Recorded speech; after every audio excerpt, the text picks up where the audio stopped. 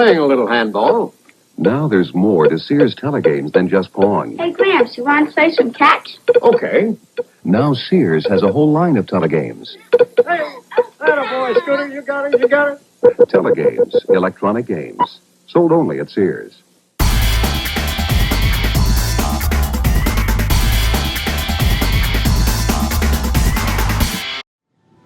Well, hello everyone, and welcome back to Player One Start. Today I'm in the National Videogame Museum here in Frisco, Texas. And today we're going to take a tour and kind of tour a little bit of the history of video games here in the US, starting with consoles as early as the Magnavox Odyssey, all the way to the present day. If you're ready to come inside, let's go ahead and take a look.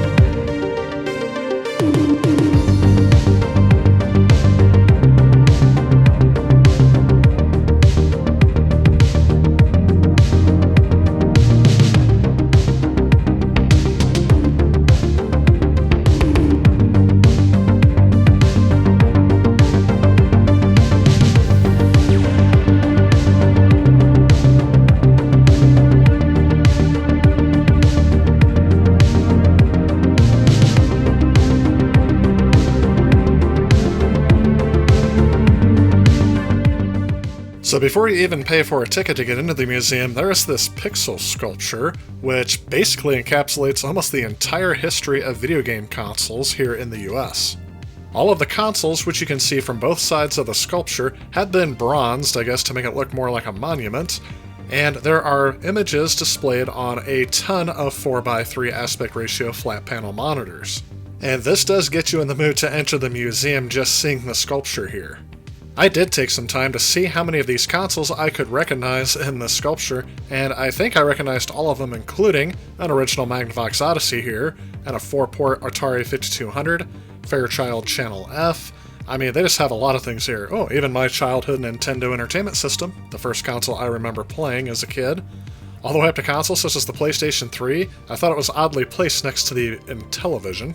But making the sculpture a bit more interactive, you can see that there's a bunch of gameplay footage from games that are not only iconic, but will definitely take you back to when you were a child, as they have games being played from almost all generations on these monitors. Very creative and very well done. I am definitely ready to enter the museum now. And I like that all of the areas in this museum are marked by stage numbers, so you can tell about which way chronologically you should go through it. This area here had a giant Pong machine setup, which I think we're going to have to try out. But first, my eye was drawn to, yep, this is the brown box prototype for the first home video game console, the Magnavox Odyssey. Behind that, they have some of the first arcade games and the first home consoles, mainly clones of Pong. They have the first Pong machine sitting over here next to Puppy Pong, which I don't think I've ever seen before, next to a classic yellow Pong machine, which I've seen several examples of in video game history reference materials. All of this stuff was before my time, but not before my mother's time, as actually she would have been a teenager when most of this stuff would have been out, so she was very anxious to try out Pong and see if she can beat me in it. Can you play this? I think so. You want to play? Sure. I don't know if We have to hit the button. Oh, yep, there you go. Where does...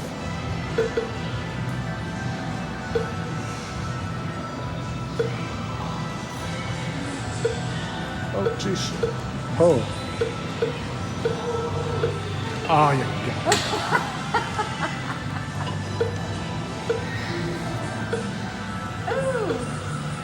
Oh, you got me with this weird shot again? Oh, we're tied.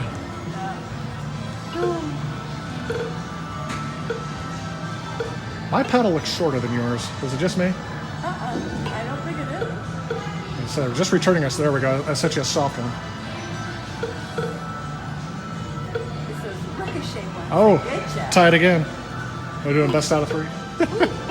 Oh, I didn't see it coming. It come too fast. Woo! there we go. that one changes colors. Oh, I didn't realize I'd go above the playfield. I'm trying to film into this at the same time. It's not working out. Oh, geez. Just not paying attention. There we go. Take that one. Oh. I got it. I don't know how you got that one. I don't know either. It's like I'm hitting it right to where your paddle was. Barely missed that one. What the? I'm trying to find a better way to film this. There we go.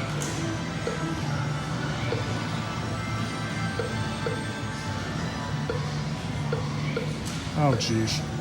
You know, if you're going to cheat like that. Jeez.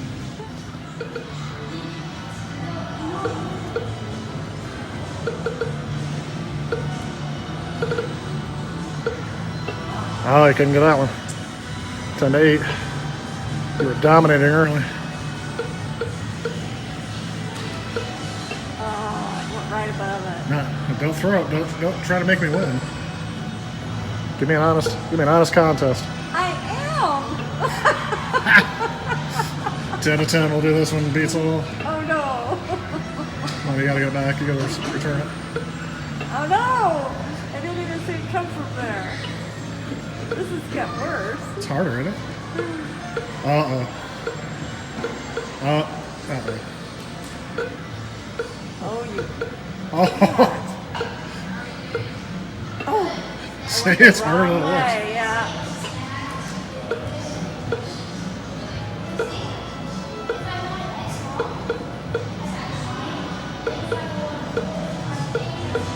Oh. Oh. You have to let me know honestly. Did you let me win? No. You just couldn't beat your son? No. In Stage 2, you will see a timeline of every single home console released, at least all the ones that are behind this sculpture here, of some of the most iconic characters in video game history, including Pikachu, which I guess I'll include him as a video game character. One thing I did find interesting is I was trying to point out all of the consoles that I don't own in my collection, and most of them are from the most early systems, like the Magnavox Odyssey, Sears Pong, Coleco Telstar. All of those I don't have. But in terms of second-gen video game consoles, it looks like the only ones I'm missing are the Fairchild Channel F and Bally Astrocade.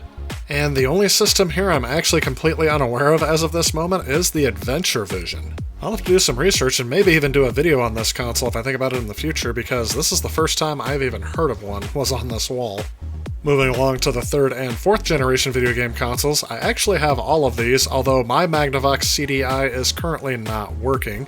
Moving on from that, you'll see the Amiga CD32, which I do not have, as well as everything down the column of the Neo Geo CD. I've never even heard of that Pico, and I'm still on the lookout for an Apple Pippin.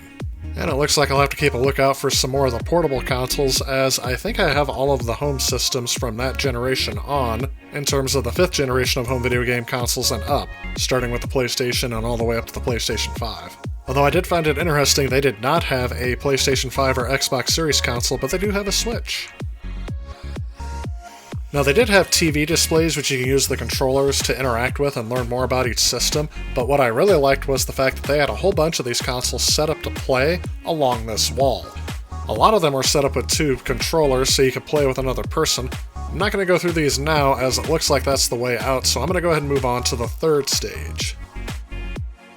Stage 3 has the theme of third-party developers, starting off with some of the dev kits that I see here for some various consoles. I always find these more interesting to see because they're just slightly modified versions of each system, and sometimes they look even cooler than the consumer edition of these systems. I'm not going to show everything from this exhibit, but one of the ones that stuck out to me was just how huge the Atari Lynx dev kit was. They also have a display dedicated to Activision, which was one of the first third-party developers for the Atari, if not the first. And the company was founded by a bunch of people who were upset with Atari's practices of not giving bonuses based on how many games they sold, or even allowing game developers to get credit for their work. I'm sure at some point in time I'll cover that history here on the channel. They did have an exhibit for unlicensed games made for systems, mixed in with some homebrew titles, as well as probably one of the most iconic unlicensed titles, which was Tengen Tetris. Next, we have a very large exhibit showing a bunch of the controllers that each console has used. One thing I found interesting about this exhibit, next to the Magnavox Odyssey controller here, these are actually the keypad controllers for the Atari 2600. There were very few games that took advantage of this, including basic programming here. I also saw what looked like third-party controllers on this wall, but across from those I did see, yep, this is the Atari 7800 control pad that I've been looking for a while. Still have not found one of these in person. It is kind of neat to see all these controllers compared to each other, and just how much controller design has evolved over the years and stayed the same. But then I saw a rarity that I just had to try out. It's called Typing Typer Guy. The typing of the dead. I do have everything but this green. Let's go with that.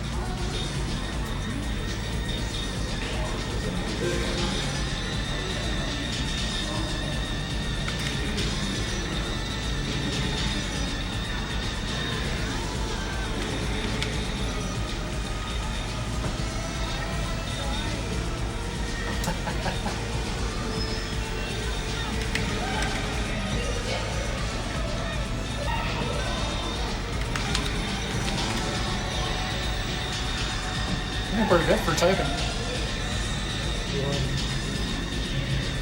Those words before he attacks you.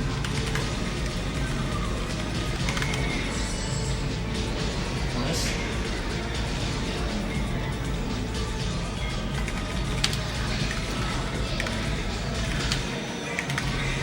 Ooh, that was close.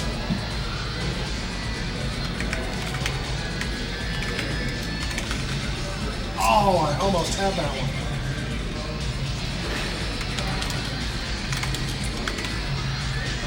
That's it. That was pretty fun. And next, there's an area for handheld and portable gaming, and I have to say they have almost everything I've ever heard of in terms of handheld portable gaming, from the late 1970s to the modern day. It was a pleasure trying to pick out some of the games that I have played, such as Mattel Football 2, all the way up until the modern 3DS and PlayStation Vita. Now, the Switch is not included in here, but I'm assuming that's because it's a hybrid system. I have been one to collect a lot of these personally because of the high cost and the high maintenance of them, but it is truly astonishing to see the evolution of portable gaming.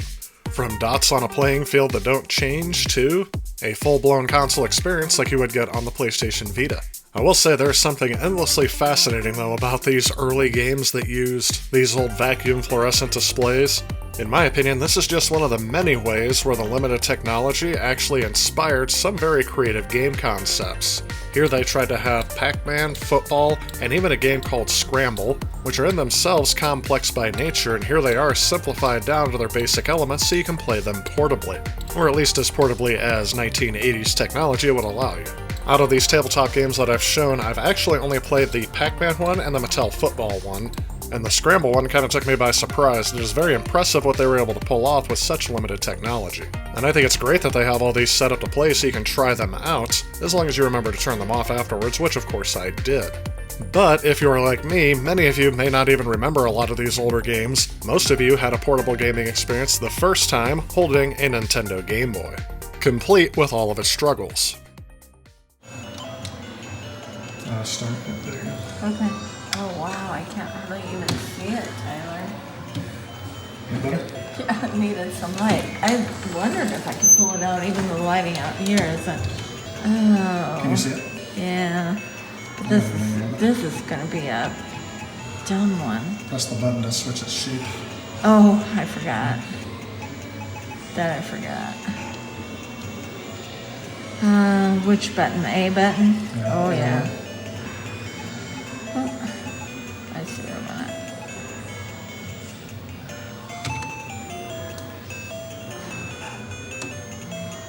Get it on the next one.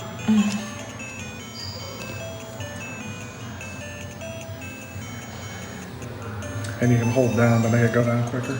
Oh, yeah. Hey, you got a line. I know. Oh, that's risky. Why? Because you'll need another tall piece to fill in the gap next to it. I know. Come on, I'm coaching you here. I know. You probably don't appreciate it. I'm gonna get a tall piece here pretty soon. My next one.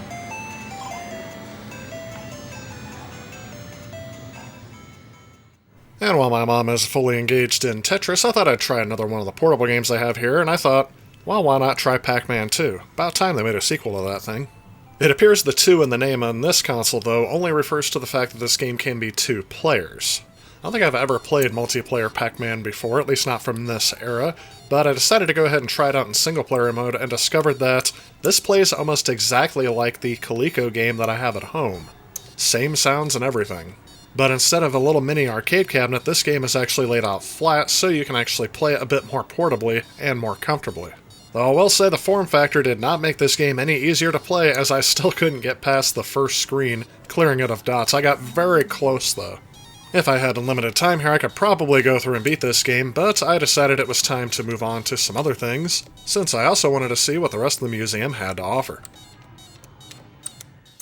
Next to that, they have a corner of the museum dedicated to a store that is going out of business due to the video game crash. You can almost imagine my surprise as I have shown this corner store in another video. In fact, in the intro of my 8-bit war, I did show this picture almost unaware of where it was actually taken. So this section of the museum was actually like stepping into history for me. On top of having everything on clearance here, set up like a store, you can actually go through a clearance bin. Now this is something I have never seen, at least in person. To give you an idea of what the video game crash was actually like, here are a bunch of Atari and other games just thrown willy-nilly, priced at 99 cents a piece. Some of these will be good, some of these will be not so good, but all of them are dirt cheap and there's really no way to tell which is which. Some of you out there may get a kick out of this if you actually did some video game shopping during this time. Next to that, I saw a 6-switch wood grain Atari and hooked up to a CRT, and I had to take advantage of this, although the only 2 games you get an option of are Pac-Man, which I find very nostalgic, and E.T., which I do not. So I decided to plug in Pac-Man and see if my mom and I could beat each other's high scores. There you go. Oh, you already did. I know, I do. These were 2 of the worst video games apparently ever produced. Yep.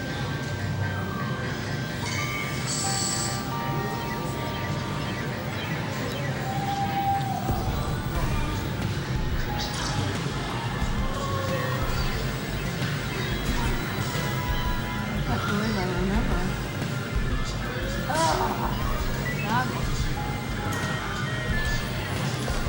This game's hard, isn't it? It does. You gotta pick them out. Somehow you fire at them. No, you don't. You just gotta avoid them. You have to eat the power pellets to make them turn this. That's it. It was quicker.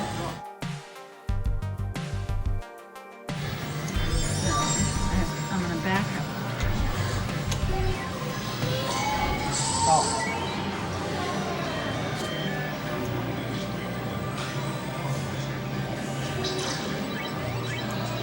Got one.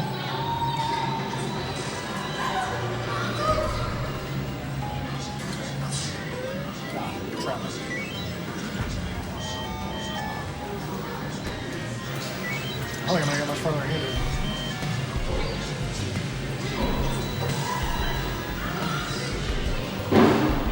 No, because now they're after you. Yep. They know you're out of pills, so. Oh, I was looking at that. I had 2 pellets left. Yeah. Almost made it.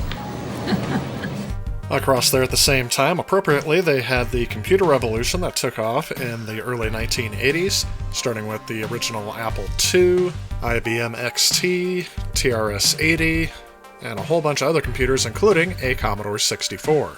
Which, of course, I had to try out, as my original Commodore 64 is not working at the moment. The game they had loaded up was Gorf, which is kind of a mishmash of a whole bunch of early arcade games. The game starts out with like a Space Invaders style clone, where you have a shield that appears and disappears as aliens descend upon you. My mom actually spent quite a bit of time playing this game, along with Tetris, so it took me a while to get to my turn. Not too bad. That's pretty quick. Press the return key, the enter. And that's how I started you. Oh, you gotta type in your name if you want your initials. Oh, there you go. And it says push through. This is Gorf. Going again.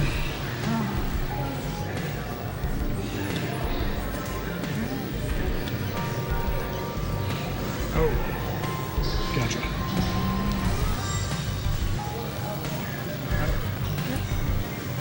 What's this one? There we go. Back to the last guy again. Ah, beat first stage. Oh, this is like Galaxy.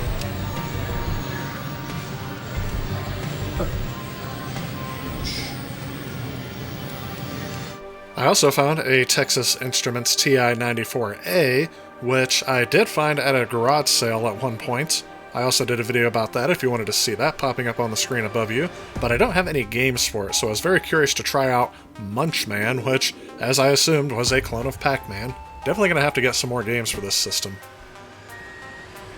While I tried that out, my mom decided to try out Pac-Man for the Atari 800 computer, in which I asked her if she thought this was better than the Atari version that we tried on the other side of the aisle, that one for the 2600, to which I barely got the question out and she said yes. Is this better than that other Pac-Man we played on the other Atari? Yeah.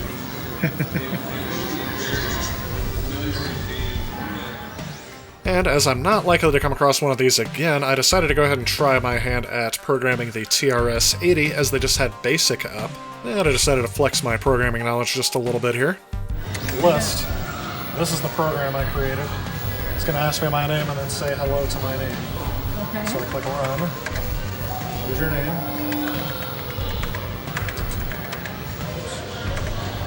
Keys are very sensitive. Who knows the player list, right? It's a little simple program. That's right. Type in your name, and you have to be very forceful with you. You have to like pound the keys as you do it. And then what? Just type in your name. Okay. So then press enter. Remember that? It says hello to you. Oh, yeah. Nice little simple program. I'm surprised I remember how to do that. And here's something of a holy grail to me. This is the Coleco Atom. It's an entire computer powered by a ColecoVision. Believe it or not, all of these white boxes are powered by the black box in the back. Not only is it hard to get one of these due to its rarity, but also due to the fact that these were apparently not very reliable, so even getting all these pieces up together and working would have been a huge feat. I find it a bit ironic that consoles today don't try to be more like modern computers where you can try to do more things with it than just play games, as apparently that was a selling point for the ColecoVision back in the day. And of course I had to try my hand at the original Oregon Trail on an original IBM XT. It's kind of amazing these little machines that really weren't designed for gaming were able to get at least some things on here, and these things became the basis for what are gaming PCs today. You know, the x86 architecture, all that stuff started on the IBM. And to tell you the truth, I wasn't expecting all of the vibrant colors, but yes, the only thing in here is the PC speaker.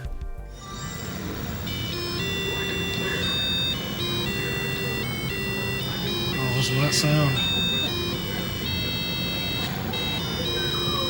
I remember it. That's the problem. Yeah.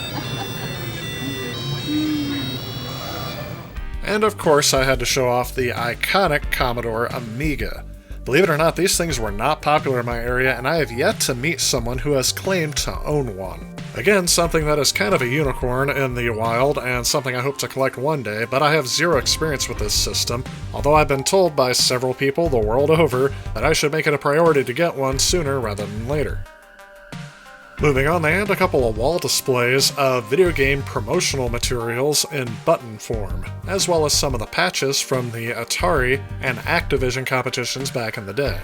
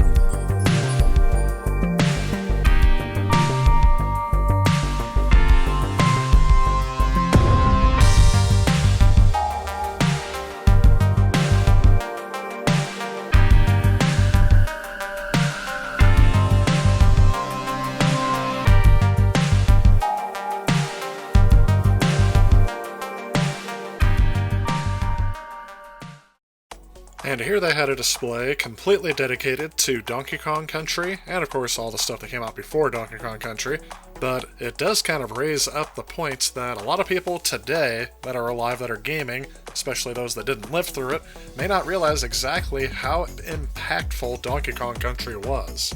The promotion for this game was off the chart. It was supposed to offer next-generation graphics on a 16-bit system, something that Sega had been touting with their Sega CD and 32X, but Nintendo was doing it with the same exact system, unbeknownst to us that there was some trickery involved. But this was advertised as the game that would kill off Sega, and it kinda was. Having all this stuff here in one display kind of commemorating this event in video game history is kind of a neat thing. And I noticed they had a Donkey Kong Country competition cartridge hooked up in here, and I decided to go ahead and give it a shot.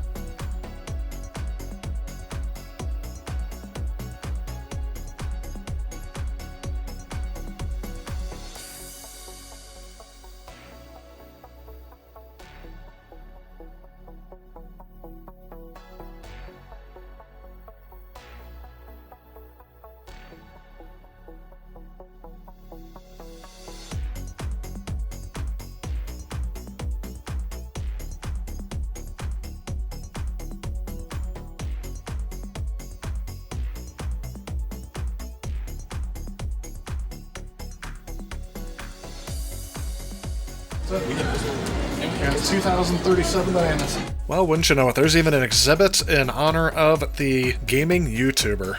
Granted, it's thrown in with some of the worst games ever made of all time, but hey, isn't that what most of the YouTuber experience has been so far? And yes, they did have a top-loader NES with Cheetah Men hooked up here, but I decided not to torture myself with it, as I only usually like to play fun games. Kinda strange how much this game has reached up into mythical proportions for something that was very, very terrible.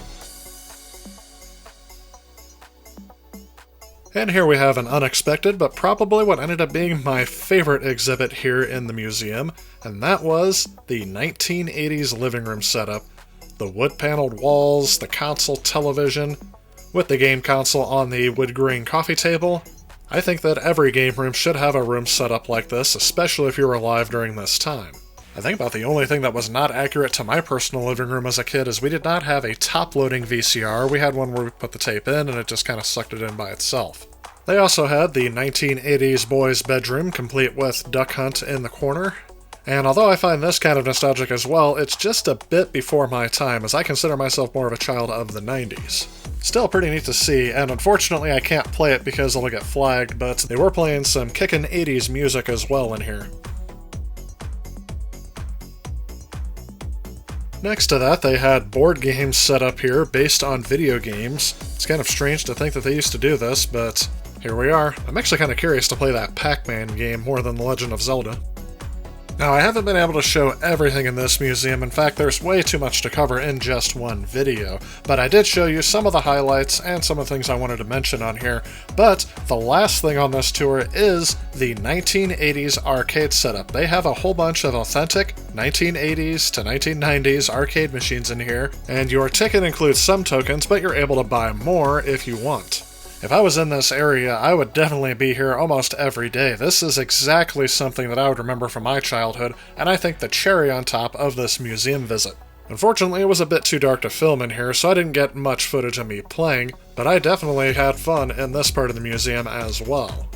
Again, I feel like this is a room I could have spent all day in, but unfortunately we were limited on time, so I had to keep moving. But I did want to point out that it's been forever since I've seen one of these change machines, and it's been a while since I've seen a top scorer board in which you can win 10 free tokens if you beat any of these scores.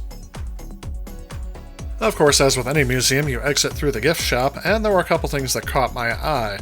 The first things were some of these homebrew titles here. I did end up picking up both of these titles for the Vectrex. And of course, if there's interest, I will definitely do a video about these in the future. Just leave a comment below and let me know. I also wanted to replace my streaming light because it takes batteries and it dies way too often, so I decided to go ahead and get this Mario lamp as well. So look forward to seeing that in some of my upcoming streams. Of course, I had to grab a couple of t-shirts as well, and I'm sure those will show up on the channel and when I'm out and about.